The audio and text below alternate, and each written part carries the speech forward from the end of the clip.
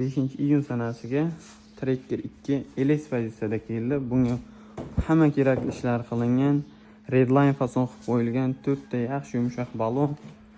O'zini 16 lik diskalarni Redline fason qilib qo'yilgan. Eris abelsovkalar taqilgan, faralargacha LED, hamma narsasi ustanovka qilingan. Kraskasi absolyut top-toza, 2025-yilda ishlab chiqarilgan. Paroklar qo'yilgan, oldi labo yon oynalariga soncha zashta qilingan. Polni shumka qilingan mashinamiz. Salonlari, probegimiz 16400 km. Video registrator, salonlari ham pachka bo'lib zo'r bo'lib turibdi. Konditsioner, pechka, hamma narsasi ishlaydi.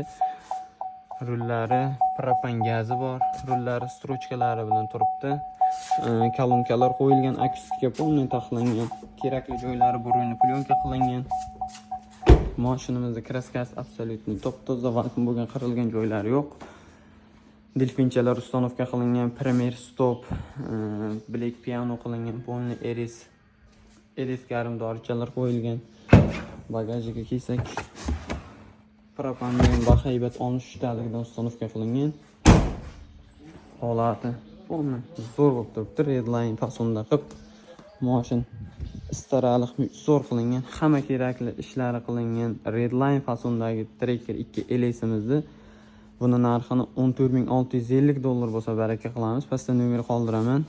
Bemalol murojaat qilishlaringiz mumkin. Ustalaringizga tekshirtirib, ko'rsatib, bemalol olishlaringiz mumkin.